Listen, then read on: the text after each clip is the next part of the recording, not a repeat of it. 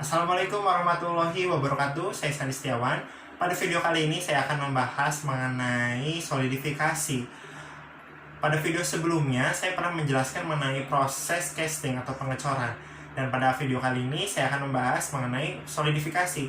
Yang sebenarnya solidifikasi ini merupakan suatu proses lanjutan dari pengecoran. Nah, lalu apa sih yang dimaksud dengan solidifikasi tersebut? Solidifikasi merupakan suatu proses pengerasan pada suatu material setelah material tersebut dilelehkan lalu dituangkan pada suatu cetakan atau dies.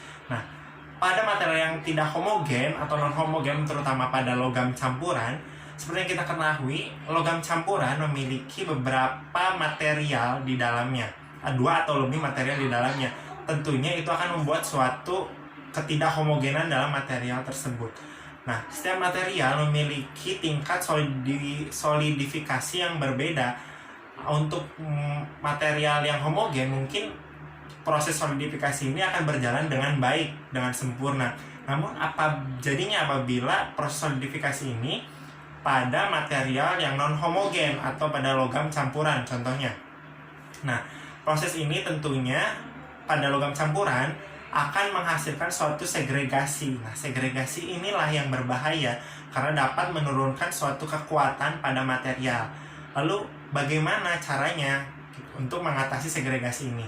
Nah, dalam logam campuran, seperti yang telah dijelaskan sebelumnya, bahwa dalam logam campuran pasti akan terdapat dua atau lebih material di dalamnya atau lebih unsur dalamnya.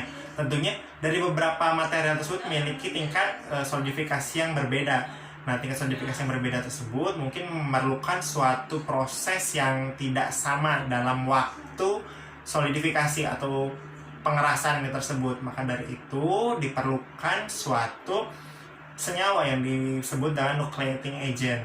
Nah, nucleating agent ini berfungsi untuk menghomogenkan material terutama pada benda yang terbuat dari logam campuran yang tidak homogen. Nah, dengan adanya nucleating agent ini akan menghomogenkan suatu material sehingga proses solidifikasi akan berjalan dengan baik dan tidak terjadinya suatu segregasi.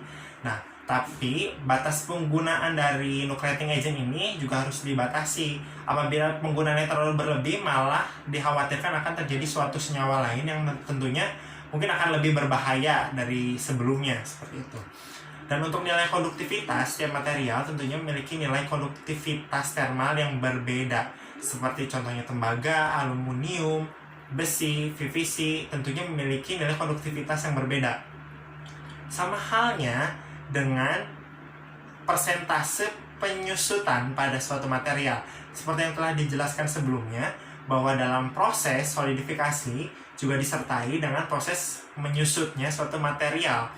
Nah, setiap material memiliki persentase atau penyusutan allowance atau penyusutan yang diizinkan yang berbeda-beda. Contohnya pada gray cast iron, white cast iron, fosfor, dan lain sebagainya tentunya memiliki tingkat atau persentase penyusutan yang diizinkan itu berbeda-beda.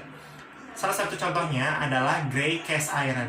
Pada proses gray cast iron ini memiliki persentase atau penyusutan yang diizinkan yaitu sebesar 0,83 hingga 1,3%.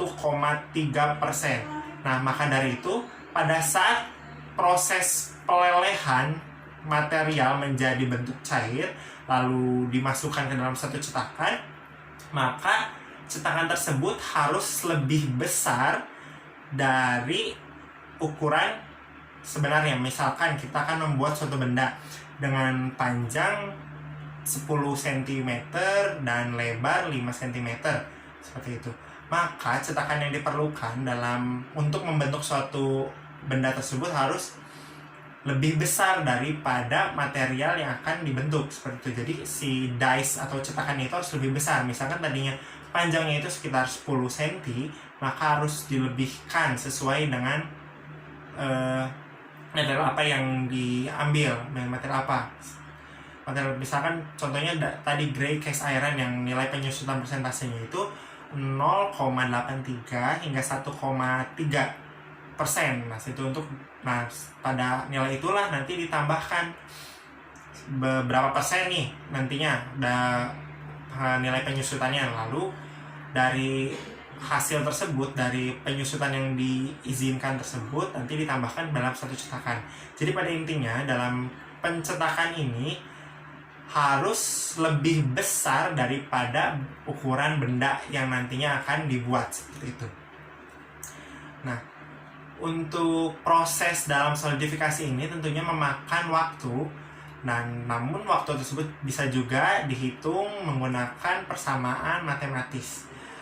Nah, untuk persamaan matematis ini, untuk solidifikasi ini membahas mengenai dari proses solidifikasi mulai dari logam itu mencair hingga berbentuk padatan kembali. Nah, itu tentunya memerlukan waktu. Nah, waktu tersebut bisa dihitung dengan cara persamaan, yaitu total solidification time atau waktu solidifikasi total gitu, atau TST. Nah, TST ini menggunakan aturan dari Cronniff's Rule. Nah, Cronniff's Rule ini rumusnya adalah sebagai berikut. Dalam perhitungan solidifikasi ini dapat dipecahkan melalui persamaan tersebut sehingga nanti didapatkan sekiranya estimasi waktu dalam proses solidifikasi ini adalah berapa menit, seperti itu, atau berapa jam itu waktu yang dibutuhkan. Nah, mungkin cukup sekian mengenai proses solidifikasi. Dapat kita simpulkan bahwa proses solidifikasi merupakan proses pengerasan setelah proses pemanasan atau pelelehan material dan dituangkan dalam suatu cetakan, seperti itu. Dan proses solidifikasi adalah terjadi pada cetakan tersebut. Itulah yang dimaksud dengan solidifikasi atau pengerasan pada suatu material. Nah, mungkin sekian yang dapat saya jelaskan mengenai solidifikasi dalam video ini. Semoga video ini bermanfaat. Wassalamualaikum warahmatullahi wabarakatuh.